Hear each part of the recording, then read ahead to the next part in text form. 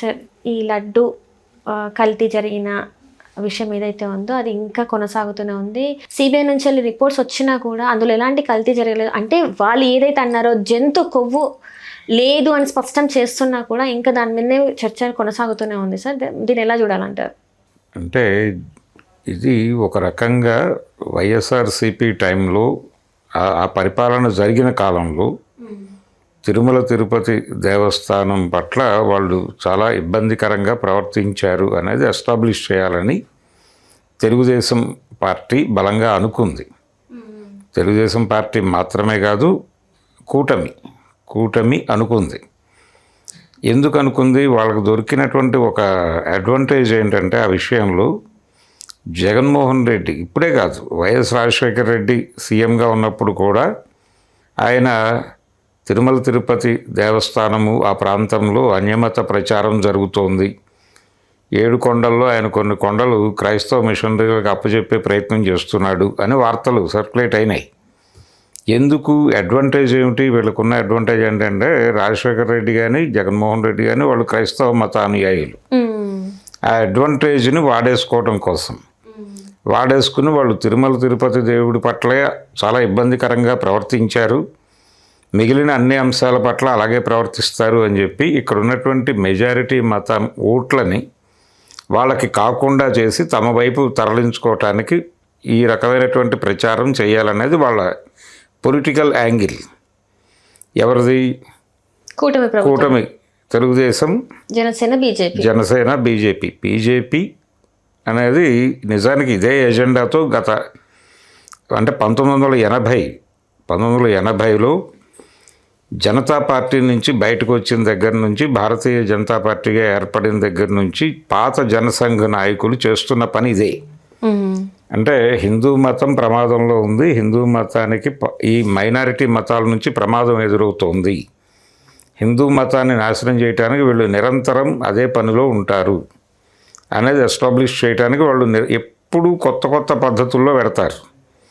ఈ కొత్త పద్ధతుల్లో వెళ్ళటంలో భాగమే ఈ మధ్యకాలంలో మనం సినిమాల్లో కూడా అదే నడుస్తోంది. సినిమాల్లో కూడా అదే చెప్తున్నారు. ఏది కాశ్మీర్ ఫైల్స్ అనేటువంటి సినిమా కావచ్చు, కేరళ స్టోరీ అనే సినిమా కావచ్చు, వాటిలో కూడా ఇదే గొడవ.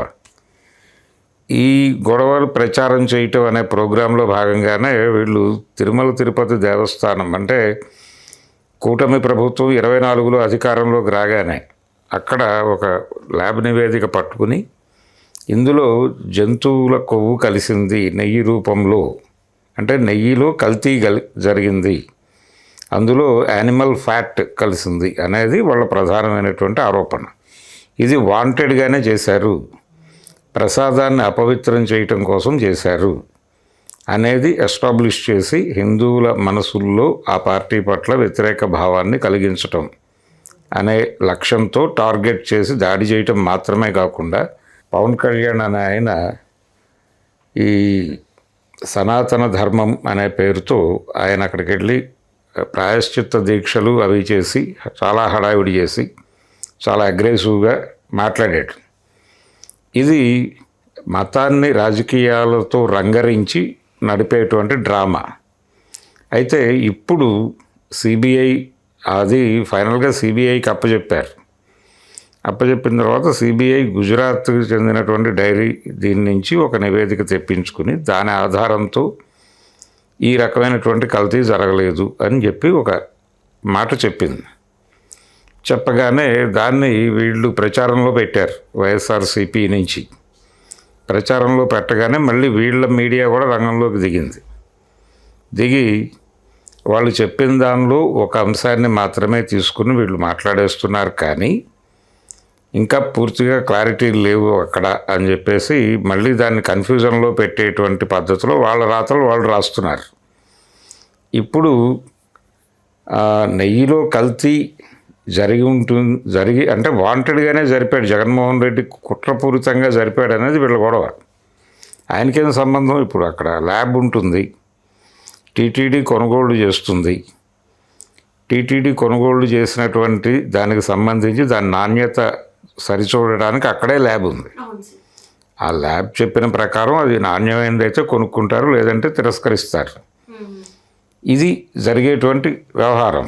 వాళ్ళకి తెలుసు, వాళ్ళు ఇంకొంచెం పవిత్రంగా వ్యవహరించడానికి ట్రై చేస్తారు. ఎందుకంటే ఈ అకౌంట్లో తమ పార్టీని భూస్థాపితం చేస్తారు అనే జ్ఞానం వాళ్ళకు ఉంది.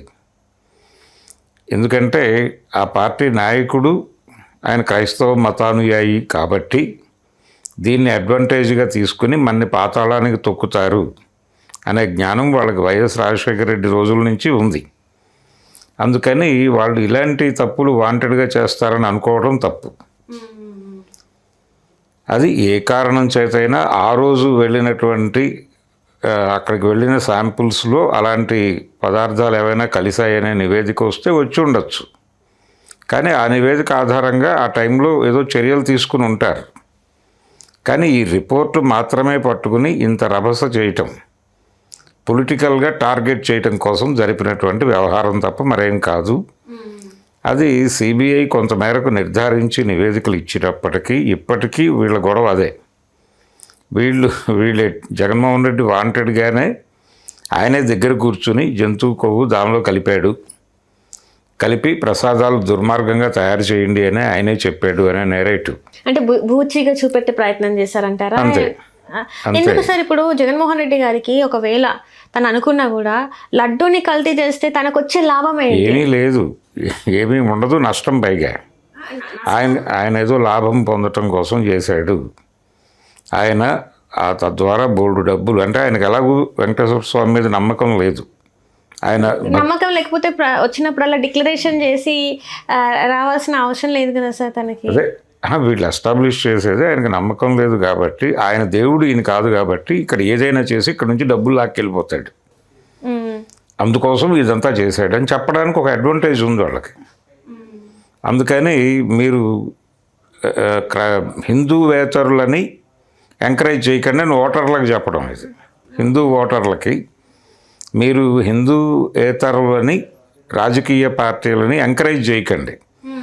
మీరు వాళ్ళని ఎంకరేజ్ చేస్తే మన గుళ్ళల్లో ప్రసాదాలన్నీ భ్రష్టు పట్టిస్తారు వాళ్ళు అని ఒక నేరేటివ్ని ప్రజల బుర్రలోకి తీసుకెళ్ళటం కోసం ఈ చెత్తంతా చేశారు వీళ్ళు. ఎవరు? చంద్రబాబు నాయుడు చేశాడు, పవన్ కళ్యాణ్ గారు దాన్ని మించి చేశాడు. ప్రాయశ్చిత పూజలు అని చెప్పేసి ఆయన చాలా డ్రామా నడిపాడు. మరి ఈ రోజు ఎందుకు ముందుకు వచ్చి మాట్లాడట్లేదు సార్? ఇప్పుడు కూడా మాట్లాడతారు. ఇప్పుడు కూడా మాట్లాడటం కోసమే రంగం సిద్ధం చేసుకుంటున్నారు. ఆంధ్రజ్యోతిలో ఈరోజు వచ్చినటువంటి వార్త అదే. ఈ రిపోర్టు పట్ల ఉన్నటువంటి అభ్యంతరాలను రైజ్ చేస్తూ వాళ్ళు ఒక ప్యారలల్ నివేదిక ఒకటి వచ్చేసారు ఈరోజు. దీని ఆధారంగా రేపటి నుంచి వాళ్ళు మాట్లాడటం మొదలు పెడతారు. కాబట్టి ఇది వాంటెడ్గా మైనారిటీల మీద జరుపుతున్నటువంటి దాడిగానే చూడాలి. ఈ దేశంలో మెజారిటీ మతం మైనారిటీల మీద జరుపుతున్నటువంటి దాడుల్లో భాగమే ఈ తిరుమల తిరుపతి దేవస్థానం ప్రసాదం కల్తీ అనేటువంటి కార్యక్రమం కూడా అందులో భాగంగానే జరుగుతోంది. కాబట్టి మైనారిటీల నుంచి హిందూ మతానికి ప్రమాదం జరుగుతోంది అనే ఏ నేరేటివ్నైతే అద్వానీ గారు ఆ రోజుల్లో ఏకాత్మత యజ్ఞం అనే పేరుతో మొదలుపెట్టాడు, దానికి కొనసాగింపే ఈ గోలంతా.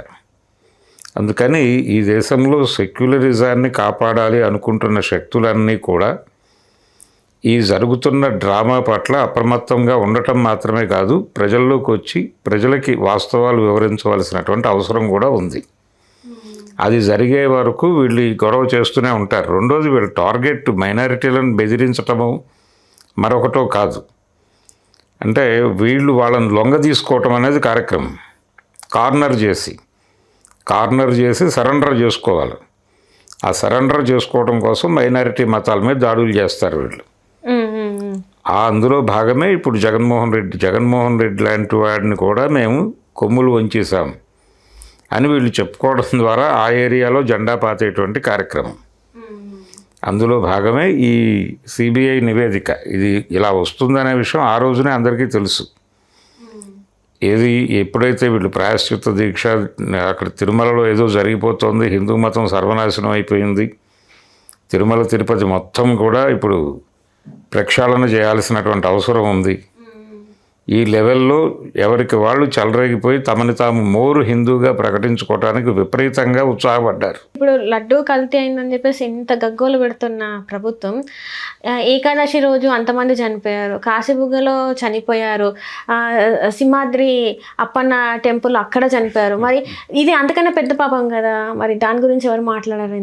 ఆ పాపం అది వాళ్ళు మాట్లాడతారు, వైసీపీ వాళ్ళు మాట్లాడతారు. మాట్లాడినప్పుడు వీళ్ళు దాడి చేస్తారు.